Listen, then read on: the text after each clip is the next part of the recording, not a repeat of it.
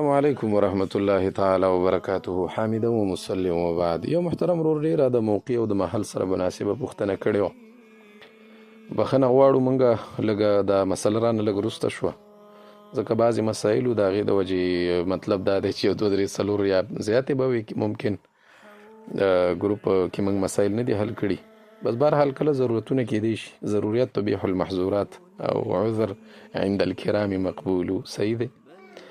بهرحال مسلې ته به راشو. مسله دا ده چې یاره یو ملګری دا وایي چې یو عالم صاحب فرمایل چې یاره مثلا که چېرته دوه قاري صاحبان ختم کوي نو بیا دا مکروه ده چې لس رکاته یو قاري صاحب وکړي او لس بل وکړي. ښه خبره دا ده چې اته رکاته یو وکړي، 12 بل یا 12 یو وکړي او اته رکاته بل وکړي. لکه خلاصه د خبرې دا ده چې دا ترویحه چې ورته وایي 4 رکاته چې دي، وایي د دې په منځ کې مطلب د امام را رسته کېدل ښه نه دي. ښه خبره دا ده چې یو ترویحه یو پوره کړي، لکه 4 رکاته یو ترویحه وي، 4 8 12 14 شل. جناب عالی دا مسله 3 فتاوو کې مې کتلې، سوا د محیط برهانی نه د نور ورته د غیر مستحبین ټکی کارولی دی، لیکن محیط برهانی ورته د مکروه ټکی کړی دی، لیکن دا مکروه تنزیهی دی، خلاف اولا عمل دی. کله کله دا خبره داسې لږ وضاحت سره پکاري. زه خپله مجلس کې خلکو ته وایم، ملګرو سره مې دا خبره شریکوي او دا مې مزاج هم دی. زه هم خیر دی که سړی مسله بیانوي که نه، نو پکار دی چې صفای بیانږي، چې څه فقهاو لیکلي وي او لږه مفصله وي چې د خلکو هغه دماغ ورباندې کولاو شي. مکروه په 2 قسمه دی. یو مکروه تحریمي دی چې هغه باندې سړی ګناهګار وي، په هغې سړی ګناهګاریږي او په هغې سره په عباداتو کې فرق راځي، د درجې د قبولیت نه حتی چې غورځېږي. بل مکروه تنزیهي وي. مکروه تنزیهي خلاف اولا عمل وي، لکه استحباب په مقابل کې وي. ښه خبره دا نه وي، لیکن که وشي نو نه په سره په منځ کې فرق راځي او نه د منځ د درجې د قبولیت نه راغورځېږي. صحیح دی. البته خلاف اولا عمل دی، ځکه چې دا یو ترویحه داسې دی لکه مستقل یو عبادت، نو د عبادت په منځ کې بل قاري صاحب مخکې کول داسې نامناسبه ده. که نه نور حدیث دی په دې کې، نبي صلی الله علیه وسلم فرمایي نفل 2 رکعاته ځان ته مستقل بیل منځ دی. دا کتاب الصلات کې دا حدیث را نقل کړی، هر په نفلو کې هر 2 رکعاته دا علی حده بیل منځ وي. نو د دې وجې نه هغه 2 رکعاتو سره منځ تمام شو، لیکن د ترویحو په حساب سره چې عام طور سره د امت معمول به دا پاتې شوی دی، یعنی امت په دې باندې عمل کړی دی چې مطلب دا دی 4 رکعاته دا یو ترویحه ګڼي.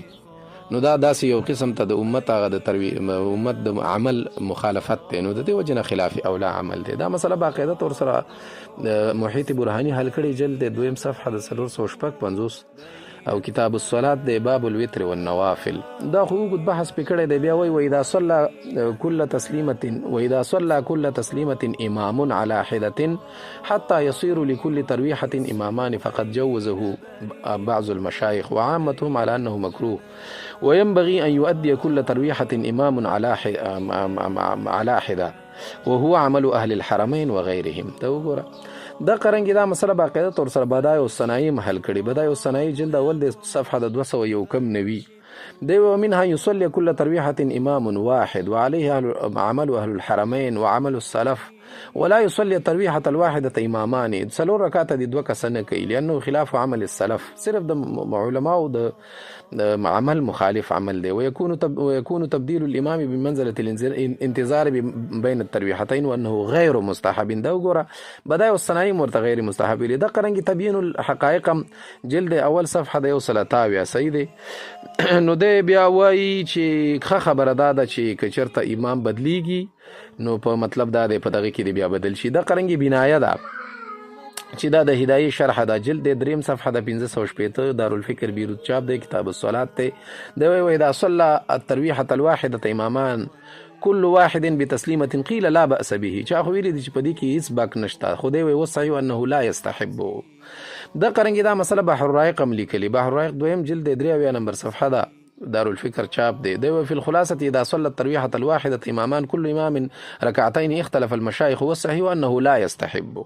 نو خلاصه به بیرته راتاو کوم نه کله دا میسج وګد شوم دا میسج سړی باید لږ مختصر کی ان شاء الله نور به کوشش کوم مثل به لږ مختصر کو. نو دا خلاصه به دا شي چې دا زیات نه زیات خلاف اولا عمل دی. خبره نه ده چې وشي په کار دا چې اتا دولس وي لیکن که وشو نو داسې نه ده چې یا مونځ کې ورسره فرق راځي او یا مونځ د درجې د قبولیت نه راغورځېږي او یا په دې کار سړی ګناهګار دی. البته دونه د خلاف اولا عمل دی. خبره دا ده چې خلاف اولا نه هم سړی بچ کی. دا خبره چې سړی ځان د خلاف اولا نه بچ کی، لیکن که بالفرض وشي نو نه مونځ کې ورسره فرق راځي او نه د درجې د قبولیت نه راغورځېږي. السلام علیکم ورحمت الله.